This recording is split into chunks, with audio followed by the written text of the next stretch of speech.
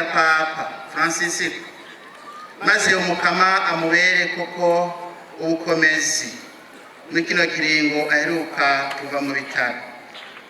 Kwikete ry'indemesho Eklezia y'Uburundi yandikeye n'ubweranda Papa Francis iciye mu buserukizi bwiwe.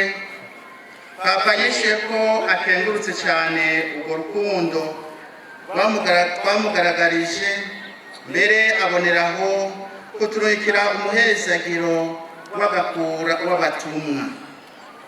Nanje ndabashikirije rero uwo muhezagiro ku izina ryiwe, mwebwe abakristo muri ngaha, cyane cyane mwebwe abungere muri hano, hamwe n'igihugu mwaragijwe mu madiyoseze atandukanye.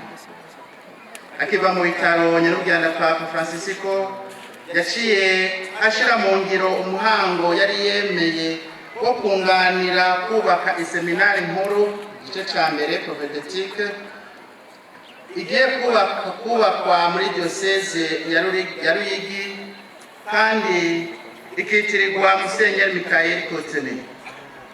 Intererano z'abakristo zikaba rero zirindiranywe igishika kugira ngo iyo seminari yuzuye n'ingoga kandi izohimbara umubyeyi wacu Papa.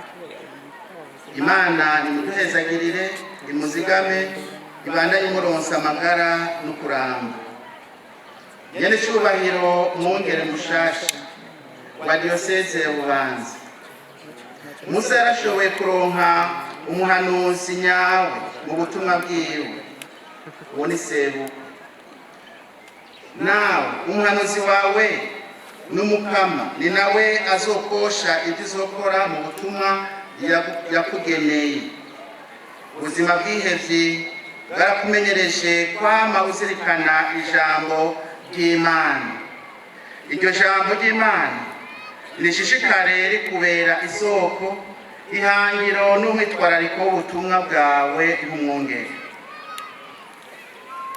Uraza kwemera mu kanya kaza ko mugiye kumenyesha inkuru nziza ya Kristo utarihinduye kandi utadebukiwe. Mwije rero muherekane rw'abatumwa, maze ushitse rya jambo rya Yesu Kristo agira ati, kw'isi yose mugira abantu bose abigishwa banje, mubabatize ku izina rya Data n'irya Mwana n'irya Mutima Mweranda. Muri diocese ya Bubanza niho hari akaburi kanini mu gihugu cyacu cy'u Burundi. Mu kuvuga gutyo nshatse kwibutsa ko mu butumwa bwawe utuhagarara gusa kuri Eklezia iri ku rugendo hano ku isi, kuko hariho muri ino diocese n'imitima yamaze gushikira urinahazwa, abo bazokubera mu ngoro. Ariko kandi ntuze wibagire kuremesha n'abamagara make bababara, kugira ubashikane mu kanyamuneza kuzuye. Kugira uze uhimbagwe mu butumwa bwawe, uwa mbere uzotega amatwi ni umukenyezi wawe, umukama guhaye. Uwo nawe izina ryiwe ry'abavyeyi ni diocese ya akabatizwa, akaba yabatijwe ku izina rya Bubanza. Mu yandi majambo, umukenyezi wawe ni diocese ya Bubanza.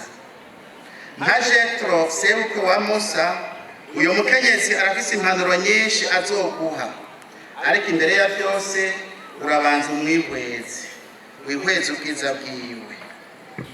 Imisozi y'ahaba izokwibutsa ko hari ivyo mugiye guhangana n'ingufu uzokoresha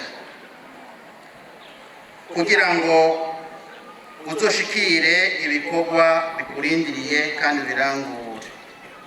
Ibiyaya navyo uzobona bizokwibutsa ubwiza bw'uwo mukenyezi wawe uzofatira ko mu iterambere. Basaserdoti ba Bubanza, bavukanye mwese bihebeye Imana, mwarifuje umwungere, murasaba mudahengeshanya. Nguyo mwungere wanyu, Imana yabishuye.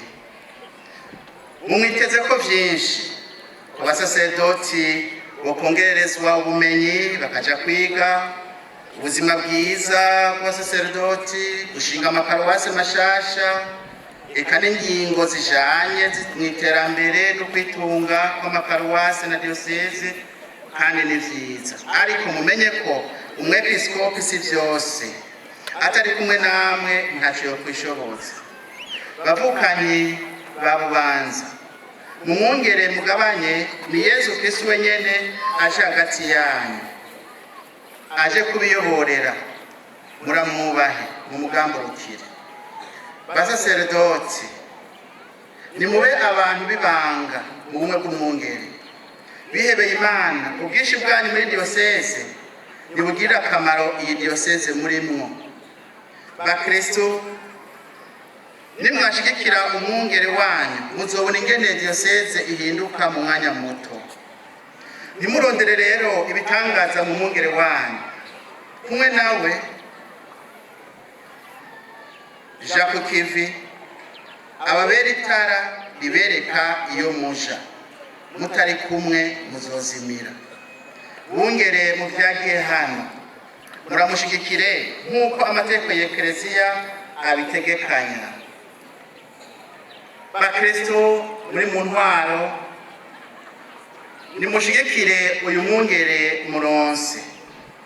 Bavukanyi, umuvukanyi ugiye kwatirirwa ibanga ry'ubwepiskopi, menya ibi bikurikira: uri umudominikani, guma uri uwihebeye Imana kugira ngo bigufashe kuguma ku ndagano ubagize. Ariko menye ko kuva uyu munsi, kuva uronse ikete rikugenera kuba umwungere wa diyoseze ya Bubanza, utegeza kubaha umwungere w'Ekleziya, kuko kugukwatirwa uza kuba umwe mu basaserdoti ba Bubanza, ubayobore udahengamye, uberekeza kuri Kristo kandi uri kumwe na Kristo.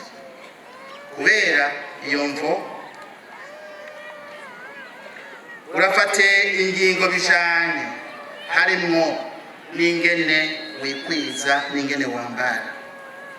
Muvukanyi, umukenyezi wawe ntakwigisha gusa ufatiye ku misozi abayemwo, n'akahise kiwe karakwigisha.